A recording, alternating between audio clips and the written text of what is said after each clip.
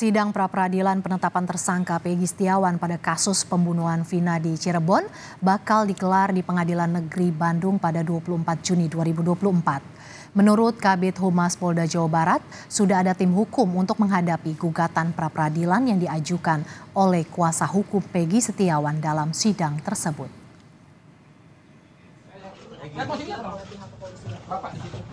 Peggy Setiawan alias Peron, tersangka pembunuhan Vina dan Eki di Cirebon tahun 2016 silam akan menjalani sidang gugatan pra-peradilan. Gugatan ini berkaitan dengan penetapan tersangka oleh penyidik Direktorat Reserse Kriminal Umum Polda Jawa Barat. Menurut rencana, sidang akan digelar di Pengadilan Negeri Bandung pada Senin 24 Juni. Menjelang sidang pra-peradilan, pihak Polda Jawa Barat telah menyiapkan dokumen untuk menghadapi gugatan pra-peradilan tersebut. Penyidik dari Direktorat Reserse Kriminal Umum telah merampungkan berkas perkara Peggy Setiawan untuk dilimpahkan kepada Kejati Jawa Barat. Penanganan pra-peradilan, gugatan pra-peradilan yang dihadapi, tentu kami sudah menyiapkan tim dari kuasa hukum, tentunya dari Polda Jawa Barat, direncanakan kalau tidak salah tanggal 24. Sebelum digelarnya sidang pra-peradilan Senin 24 Juni hari Jumat kemarin, polisi memeriksa ayah Peggy Setiawan, Rudi Irawan. Rudi diperiksa Ditreskrimum Polda Jabar terkait kepemilikan KTP ganda. Pemeriksaan Rudi, ayah tersangka kasus pembunuhan Vina dan Eki, berlangsung selama kurang lebih 5 jam terkait klarifikasi polisi soal KTP ganda miliknya. Rudi dimintai keterangan polisi karena memiliki 2 nama, yakni Rudi Irawan dan Asafruddin. Ayah Peggy beralasan memiliki identitas ganda yang digunakan untuk menikah. Sebelumnya, ayah Peggy juga telah diperiksa oleh penyidik Polda Jawa Barat setelah anaknya ditangkap pada 21 Mei lalu. Jelas gitu loh, kepentingannya beliau ini dulu kawin lagi gitu loh.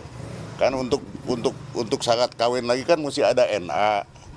Nah, ke satu, kedua kan dia juga takut ketahuan sama yang tua gitu. Jadi dia bergantilah nama, kira-kira gitulah. Sementara itu, tim kuasa hukum Peggy Setiawan membantah alasan ayah Peggy memiliki KTP ganda sebagai bagian dari upaya menyembunyikan Peggy Setiawan. Sugianti juga membantah kliennya Peggy mengubah identitasnya. Kuasa hukum menegaskan, identitas Peggy dalam akta kelahiran, kartu keluarga, dan KTP tetap sama. Adapun terkait KTP ganda yang dimiliki ayah Peggy, tak ada hubungannya dengan kasus Vina dan merupakan ranah pribadi. Pemalsuan data karena menyatakan bahwa Peggy itu merubah menjadi nama Robi, padahal di dalam akte lahir, ijazah maupun KTP itu namanya tetap Peggy Setiawan, tidak ada perubahan apapun. Mungkin itu hanya masalah rumah tangga karena bapaknya Peggy saat itu menikah lagi dan mengaku sebagai bujangan.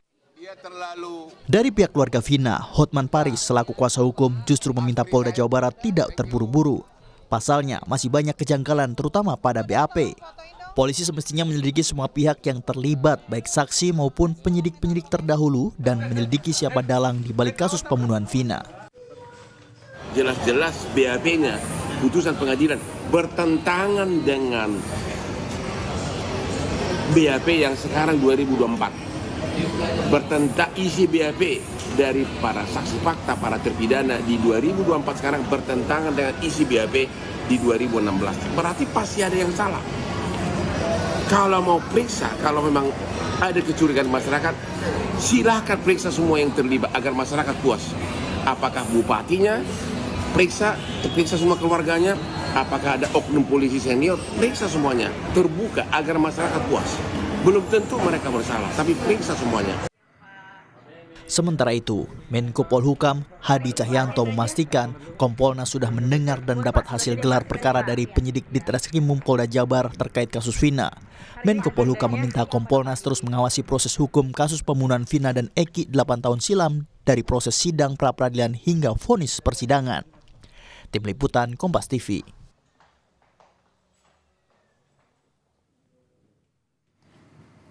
Untuk mengetahui informasi jelang sidang pra-peradilan Peggy Setiawan, kita langsung bergabung dengan jurnalis Kompas TV Ahmad Fadila di Pengadilan Negeri Jawa Barat. Selamat siang Fadil, bagaimana persiapan di Pengadilan Negeri Jawa Barat jelang sidang pra-peradilan Peggy? Apakah polisi akan melakukan penjagaan ketat? Selamat siang dan Mercy dan saudara, berbagai persiapan telah dilakukan Pengadilan Negeri Bandung untuk mengadili perkara pra-peradilan kasus Vina dan Eki di Cirebon 2016 silam, di mana persiapan itu sudah dilakukan sejak kemarin, di mana PN Bandung menyiapkan ruangan sidang yang akan digunakan dalam sidang hari Senin 24 Juni ini. Kemudian tadi saya juga sempat memantau ke dalam bahwa persiapan masih dilakukan dengan menyiapkan 2 televisi yang akan digunakan dalam persidangan nanti, di mana televisi tersebut digunakan apabila ada warga atau masyarakat yang ingin menyaksikan sidang ini. Mersi, memang dalam sidang pra-peradilan ini Pengadilan Negeri Bandung pun sudah menyiapkan satu hakim yang bernama adalah Eman Sulaiman, dan panitia penggantinya adalah Pak Ahmad Al-Atta, di mana hakim tersebut akan memimpin sidang pra-peradilan kasus Vina dan Eki ini. Mersi, terkait dengan pengamanan nanti saat sidang pra-peradilan akan digelar pada 24 Juni ini, pihak Pengadilan Negeri Bandung pun sudah menyiapkan pengamanan internal. Tidak hanya itu, bahwa pengamanan juga dalam sidang pra-peradilan nanti Pengadilan Negeri Bandung juga sudah berkoordinasi ke pihak Polrestabes Bandung untuk meminta bantuan dalam pengamanan sidang pra-peradilan yang akan digelar pada 24 Juni jam 9 pagi. Mersi. Fadil, dokumen apa saja yang sudah dipersiapkan oleh Polda Jawa Barat untuk menghadapi sidang pra-peradilan yang akan digelar pada Senin besok? Ya, Mersi, memang Polda Jawa Barat sendiri mengaku siap untuk menghadapi gugatan pra-peradilan yang diajukan oleh kuasa hukum Peggy Setiawan yang akan digelar Senin nanti.